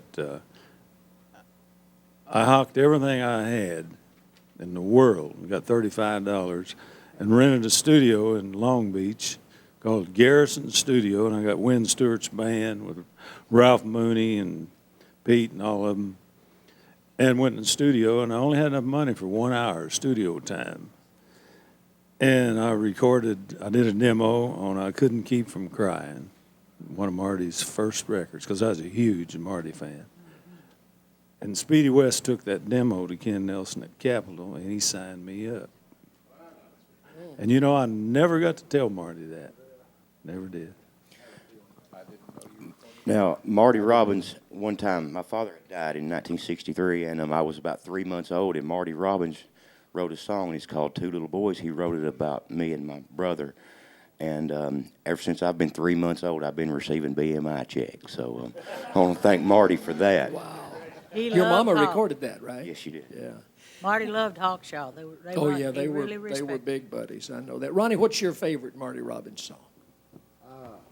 I'd have to say probably "Man Walks Among Us," which I did not prepare that. So it's just a song he wrote about the desert and how civilization has just encroached on it, and how the desert will one day be gone. And you know, if you go out to Phoenix nowadays, you can just about pretty well see that that's happened. You know, but it's just he's singing the song from the animal's perspective. You know, and it's just a neat, pretty song. You know, but I don't know. There's so many. Every one of them have got a different meaning to me in my life. You know, like when El Paso, when he wrote El Paso, we were in a Cadillac, which, you know, I think Singing the Blues had paid for, but which he didn't write. But no, we were going to Phoenix. I want to say 57, probably 57, 58, and I can just remember him being in the back seat, and I was in the front seat. Mama was driving, and we were going through El Paso, you know, I didn't really realize even where we were at the time, because when you're driving for a couple of days, you know, you don't really know where you're at after a while. So, but he's writing the song down, and all these words are coming out, and it's just like, you know, as fast as he can write them down, you know, he's singing them, you know. And I thought, man, that is a neat song, you know. And I, you know, looking back, I bet there's probably 7 or 8 minutes of song. I'm sure he discarded a lot of the verses, but you know, I have no idea for sure. But I just remember when he would sing that, you know, for 100 miles, I guess, just singing it and rewriting it and changing things, you know, and we'd get to like Lordsburg, New Mexico, he'd put it down, then going back through and come back, he'd get his tablet and he'd start writing again, and I just never thought anything more about it until about a year later, and it's out on an album, you know, and of course you know, they did that whole album in, I think, 4 hours. The Gunfighter album? The Gunfighter album they did in 4 hours. They did El Paso in 3 takes. And this was with like a 3-track. They had the left track, right track, and vocal track was down the middle. And I think it was one of the first 3 tracks. I think. I think before that, I think it'd been a lot of 2-track Bill? stuff.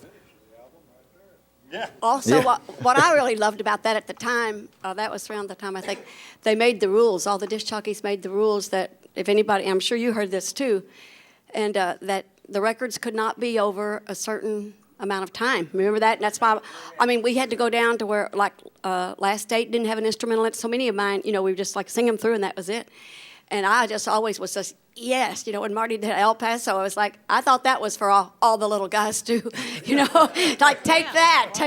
I mean, because it was right in that time.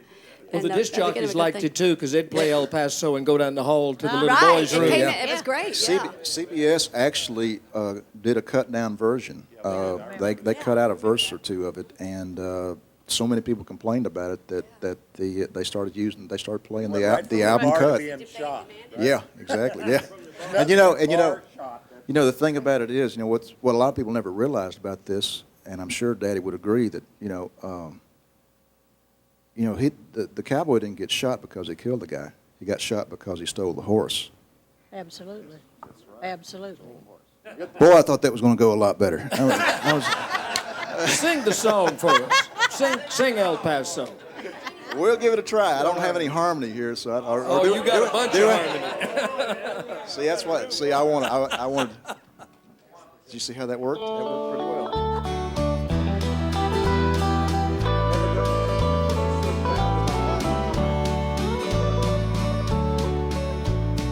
Out in the West Texas town of El Paso, I fell in love with a Mexican girl.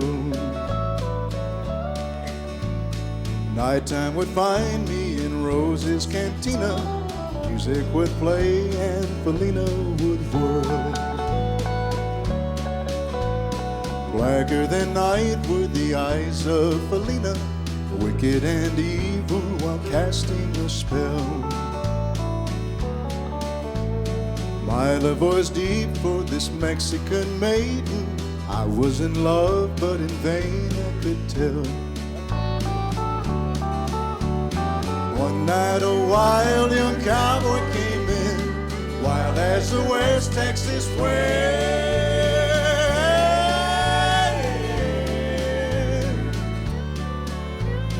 Dashing and daring, a drink he was sharing with wicked Felina, the girl that I love. So in anger I challenged his right for the love of this maiden. Down went his hand for the gun that he wore. My challenge was answered in less than a heartbeat. The handsome young stranger lay dead on the floor. Just for a moment I stood there in silence, shocked by the foul evil deed I had done. Many thoughts raced through my mind as I stood there. I had but one chance, and that was to run. Out through the back door, Roses, I ran, out where the horses were tied.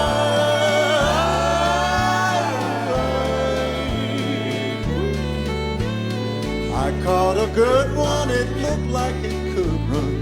Up on its back and away I did ride, just as fast as I could from the West Texas town of El Paso out to the Badlands of New Mexico.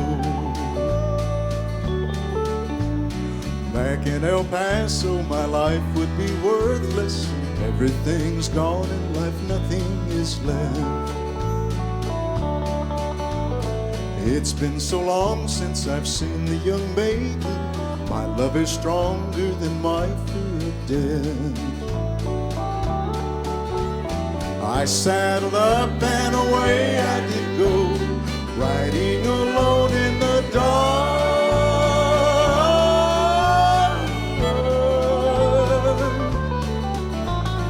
Maybe tomorrow a bullet will find me. Tonight nothing's worse than this pain in my throat. And at last here I am on the hill overlooking El Paso. I Texas cantina below.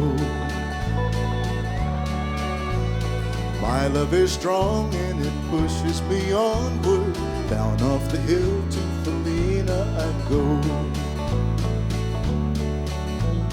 Off to my right, I see 3 mounted cowboys. Off to my left, ride a couple or more.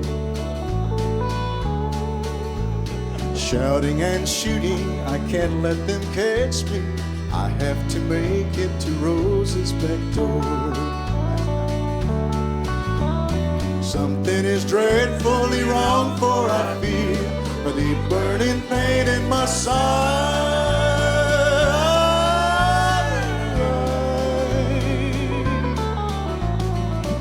I am trying to stay in the saddle. I'm getting weary, unable to ride. But my love for Felina is strong, and I rise where I've fallen.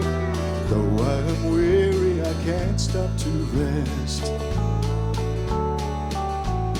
I see the white puff of smoke from the rifle. I feel the bullet go deep in my chest.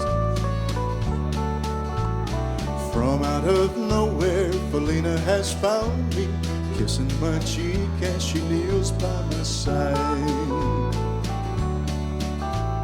Cradled by 2 loving arms that I'll die for, one little kiss and Felina, goodbye.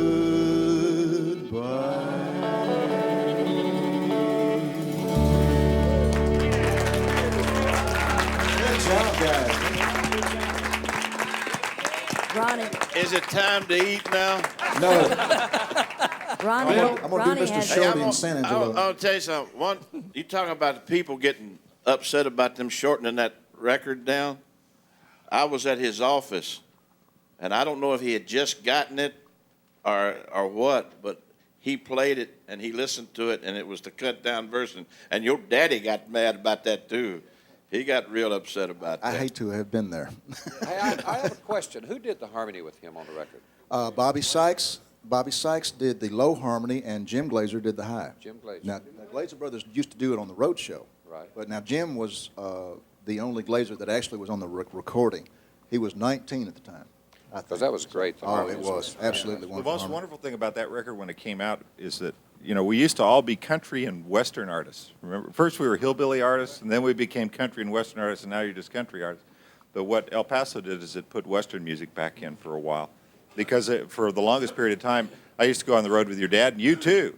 And you and I used, and same with your dad, we used to have to sit backstage and say, okay, now which songs are we going to, you're going to do, you want to do Tumblin' Tumbleweeds? Okay, I'll do Cool Water, and so on and so on. Same thing, I used to go, sit on the bus with your dad and do the same thing. Say, okay, you do this one and I'll do that one. You know what your dad used to call me?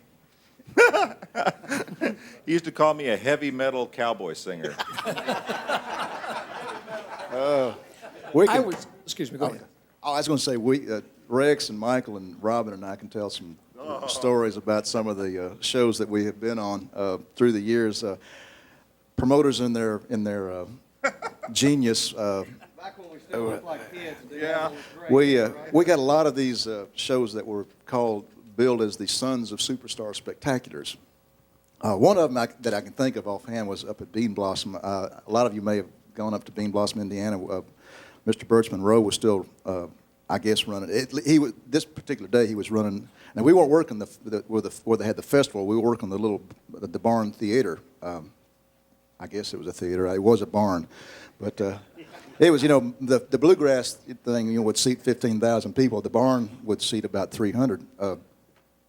It's up just like about 5 miles north of the Little Nashville Opry House up there off of, I forget what the highway is now. I guess I was the first one to get there. We were doing a Sunday show, and it was Michael and Robin Young and myself and Michael Twitty, and I drove, and my contract always said, artist to be billed as Ronnie Robbins and all advertising. When I first started, I was performing as Marty Robbins Jr. for about 9 months, and Dad and I talked about it, and we both thought we made a mistake, and it was best, especially after I got out of the service, it was best to go ahead and, try to perform under my own name. So anyway, this is 7 or 8 years later. This was about 1977, 78, I guess. I drove in, and they had gone all out on advertising. There was a big 3x5 poster board. And I know Another can of worms. I know they went all out because all three of our names were in different color magic marker. So,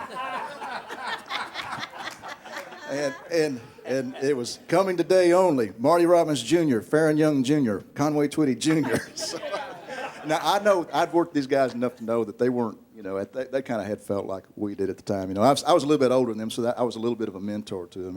Like, boy, couldn't get much better than that, huh? But anyway, so we were working for Mr. Birch Monroe, Bill's older brother, and I guess he had been 90 then. But anyway, I said, Mr. Monroe, I saw the sign out, and I really appreciate it. It's really nice, but we're all three of us are really trying to make it on our own, and really would appreciate it if you could just call us by our own names, and so we went out and marked through everything and put our names down. So I was the first one to go on. He introduced us, and I think there again about 12 people showed up. This was a great stage too. It had a walking mic. You could step down on the stage and move the mic toward you because there was about a 6-inch drop there. It was kind of a trampoline effect. And anyway, y'all worked there. I'm not telling y'all anything you don't already know. But you got your daddy's sense of humor. Anyway, so That's what I was gonna and Mr. say. Monroe, you know how Mr. Monroe talked. He talked a lot like that, And well, we got three fine young gentlemen here today. I'm going to introduce this first one now. He wants to be known as Ronnie Robbins, but his real name is Marty Robbins Jr. Give him a big hand.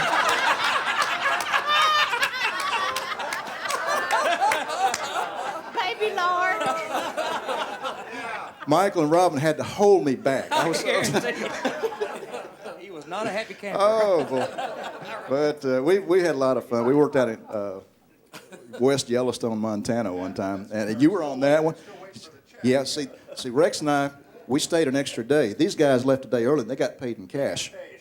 And time Rex and Ronnie left, there was nothing left to go around. And then about a month later, the guy died of a heart attack. So you really can't do much to chase him down at that point. Remember what he did? It was hilarious. He made us stay the extra day, and so you stayed the night. He gave you a check. He gave us checks, remember, so you can go to the bank the next day to cash it. But what he didn't tell us is the last flight out of West Yellowstone, Montana for the whole year was at 10 o'clock the next morning.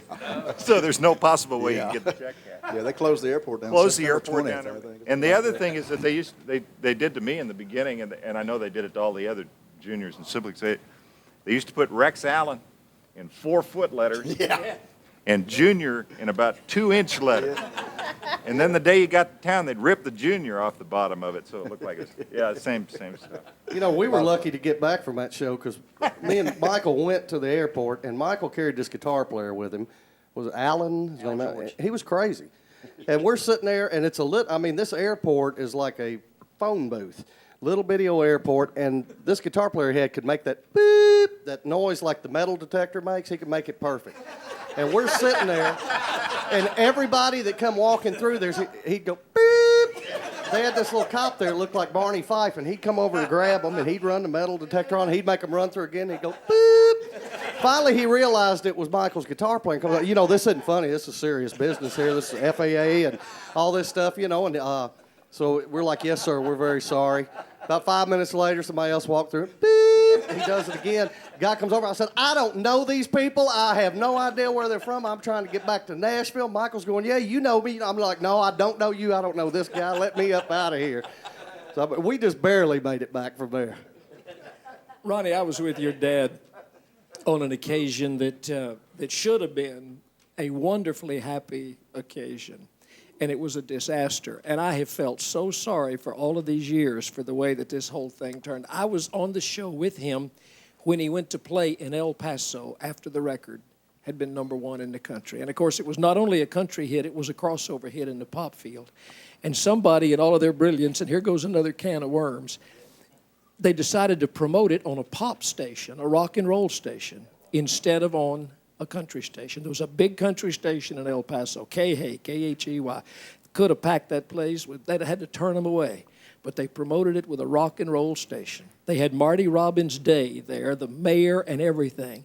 And instead of him having thousands and thousands of people. There were about 400 or 500 people that showed up for this show. He was so disappointed. And we just had to, everybody just had to console him, you know, and tell him it wasn't his fault.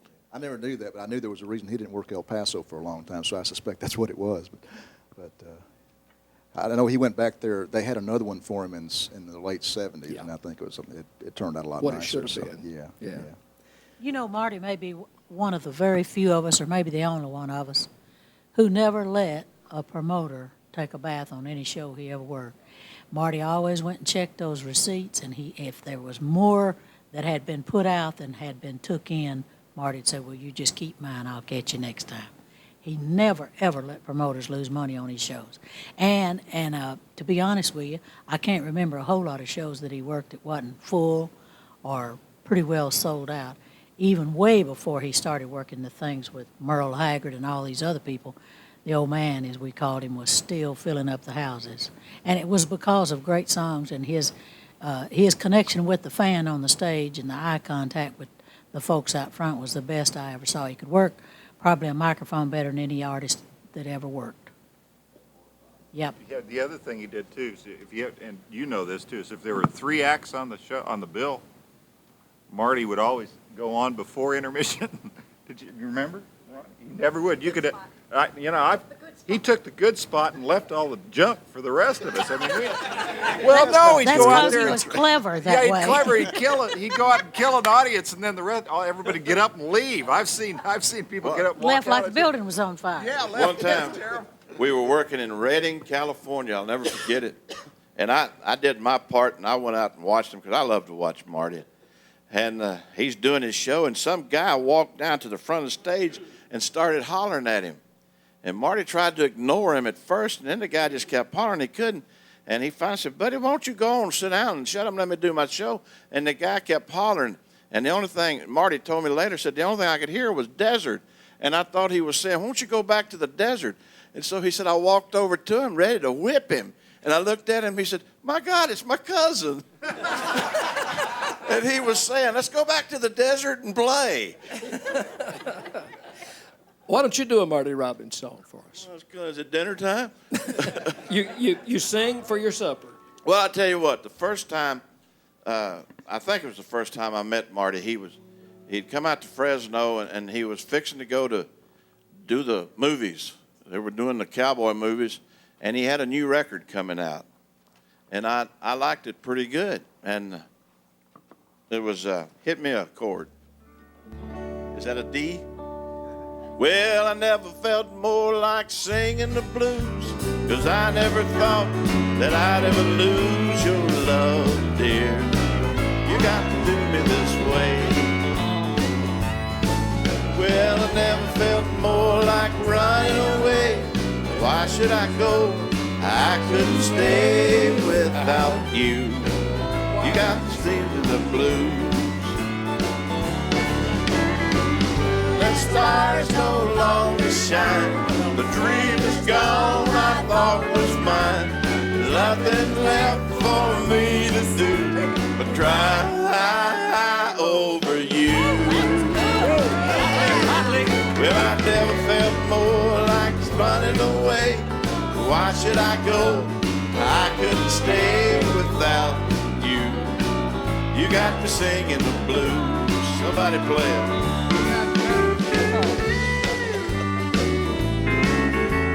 Now the bridge. The stars no longer shine. The dream is gone, I thought was mine. There's nothing left for me to do but cry over you. Well, I never felt more like running away. Why should I go? I couldn't stay without you. You got me singing the blues without you. You got me singing the blues.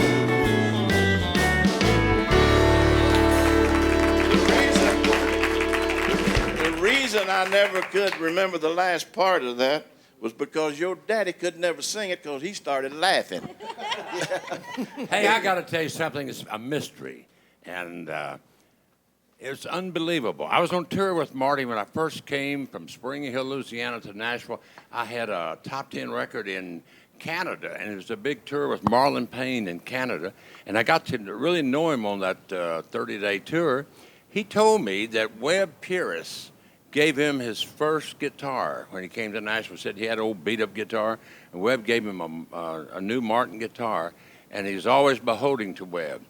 Well, he had his first race in Nashville, the Winston Cup race, and Webb Pierce sang the national anthem.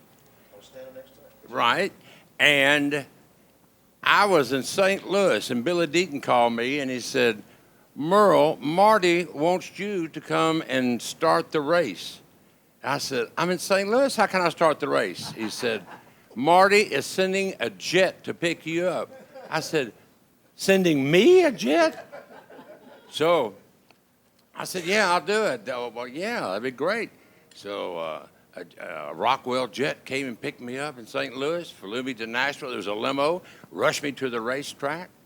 And I said, on the way, I said, well, every other star in the world must be out of town. And somebody suggested my name. And so I went up there and I waved that green flag and did what they told me and dropped it. I went back up. And upstairs in the booth at the racetrack was Johnny Cash and everybody that was somebody in Nashville. And I cornered Marty a couple days later, and I said, Marty, I want to thank you so much for allowing me to start your race, but why me? And he said, why not you? And walked off.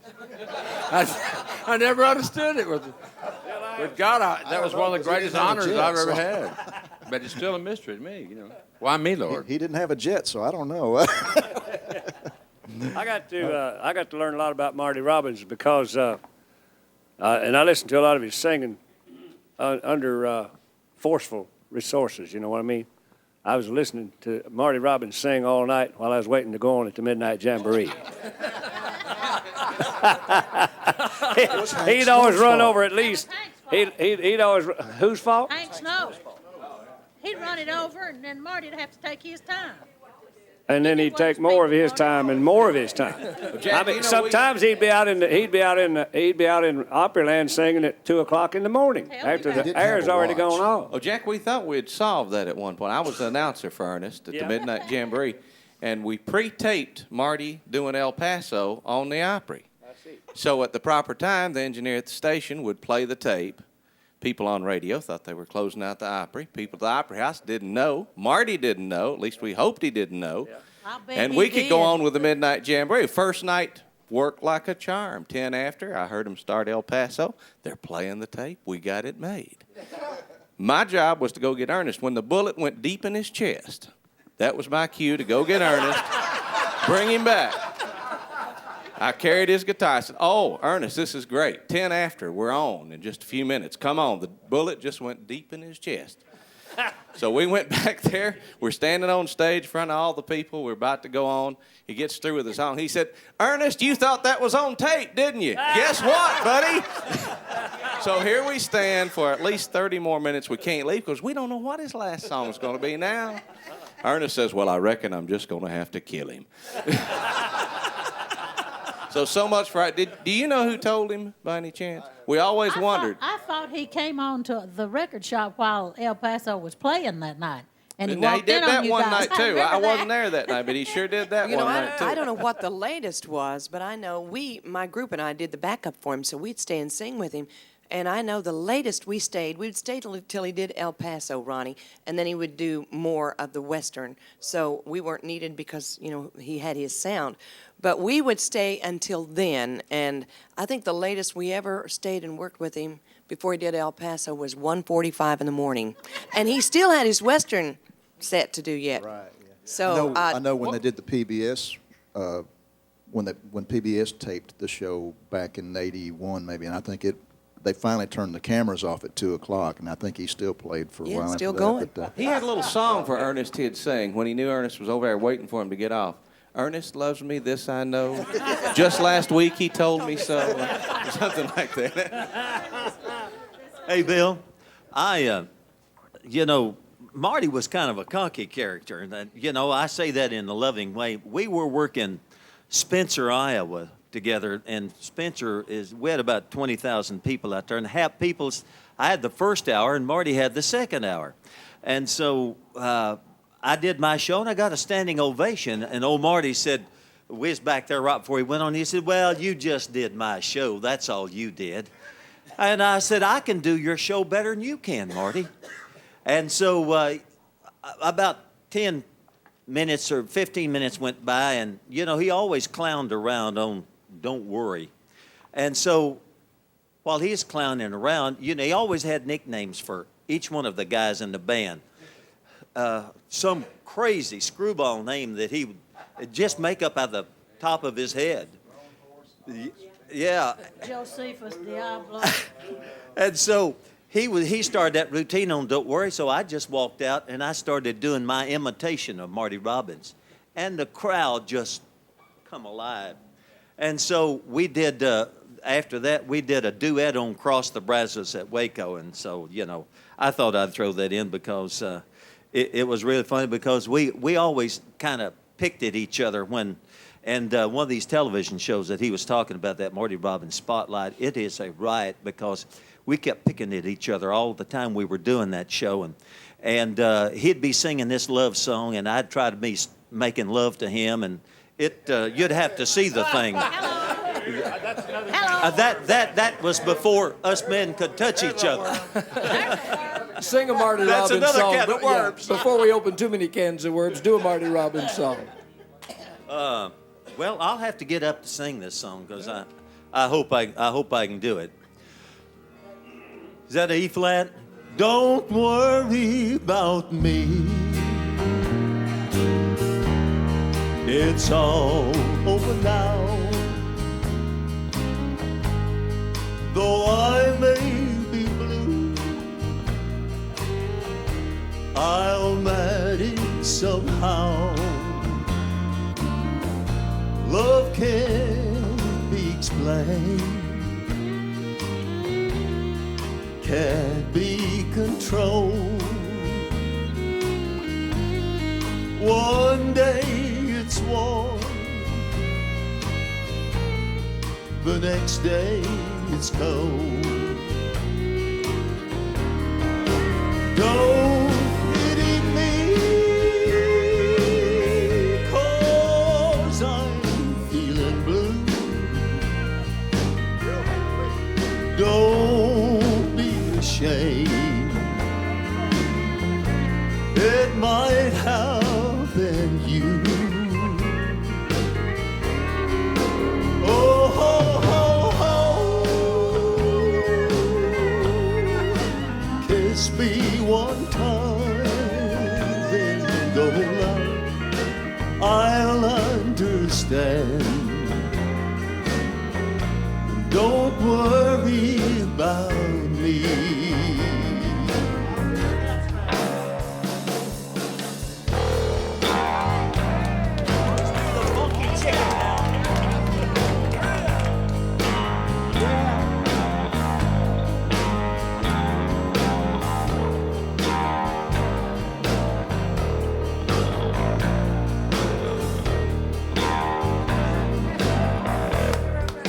Sweet, sweet, sweet love, I want you to be as happy as I when you love me. I'll never forget you, your sweet memory. It's all over now. Don't worry about me. When one heart tells one heart goodbye, one heart is free, one heart will cry.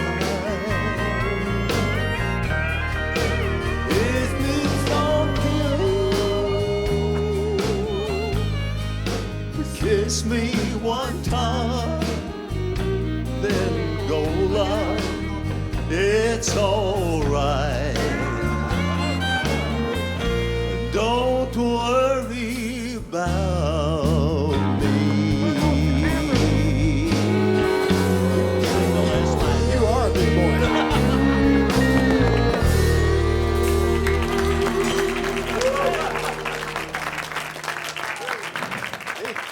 Ronnie, tell the He is a big Texan. tell the story about the fuzz guitar. How did that actually happen? That actually was, it was either a tube or a module in the control board, from what I understand, had gone bad, and it was a tube, yeah, a tube back then, I guess. There were no modules in the boards back then, I guess. The tube had gone bad, and was it at Bradley's barn? No, it was at the Quonset Hut. Is it the Quonset Hut? The Quonset Yeah, Hut. the Quonset Hut studio, Bradley's Quonset Hut Grady studio. Martin. And Grady was playing, I think he was playing a 6-string bass, I believe, electric bass. And the sound came through, and when they played it back, everybody goes, what is that? Yes. And then they decided, well, maybe we might ought to keep that there for a while, And so, and from that, they actually learned how to, or developed the fuzz tone from that. So. What's your favorite memory of your dad? Oh, Lord.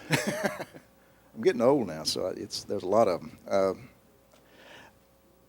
I've told this story a few times, I guess, but not lately. But we had a running gag every year. I built him a radio-controlled airplane one year, and this was probably in 73, 74.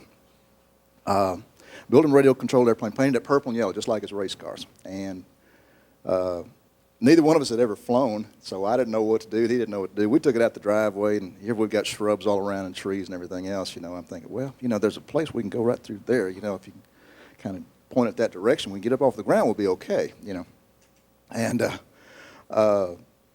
so I'm holding it. He's working the throttle up, and we just kind of look at each other and say, yeah, I think it's okay. Go ahead. I let it go. It did a hard left right into the basketball goal. And embedded in the wing about halfway, and it started going around in circles. So each year I rebuilt that car for about 3 years, and we did the same thing each year. And finally, the 4th year, I built him a radio-controlled car instead. He did crash that, but you could put it back on its wheels and then go again. But I don't know. We had so much fun going to the races, I think, as much as anything. Although when I first started working with him on the road, there again, I mentioned earlier that at the time I just don't think I realized what a neat privilege that was to get. I look around this room. I know we worked with everybody here at one time or another. I remember working with Jim, Ed, and Jack, and Billy, and Roy, and Charlie. everybody here. It was such a neat thing for me to be a part of that. Even if I was just doing 1 or 2 songs. It was just a privilege to do that. And the away from the music business, though, we really, he was just a big kid away from the business, and not a lot of people saw that, and I guess the airplane story is kind of, it's kind of, when I just remember the look on his face, because he was heartbroken, because he thought I was going to be heartbroken. I got the biggest kick out of it, because, it was just wood, it took me 6 weeks to build it, but it was just wood. Ronnie, one of the fun memories the night before you left to go in service, and he had the big dinner that night at the old Biltmore Motel over on 8th Avenue dining in room. Craighead. White tablecloths and napkins and everything laid out. It was a wonderful thing, and he had invited just a few besides the family to come, and I was privileged to be at that dinner. There was quite a few, yeah.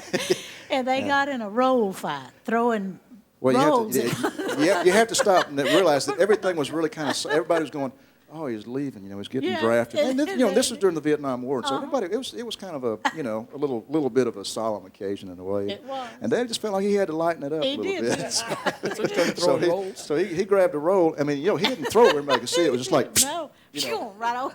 And hit Bill Johnson in the head, steel guitar player. And from that point on, it was just mayhem. Because they were really pretty hard. Now that I remember, they weren't very good.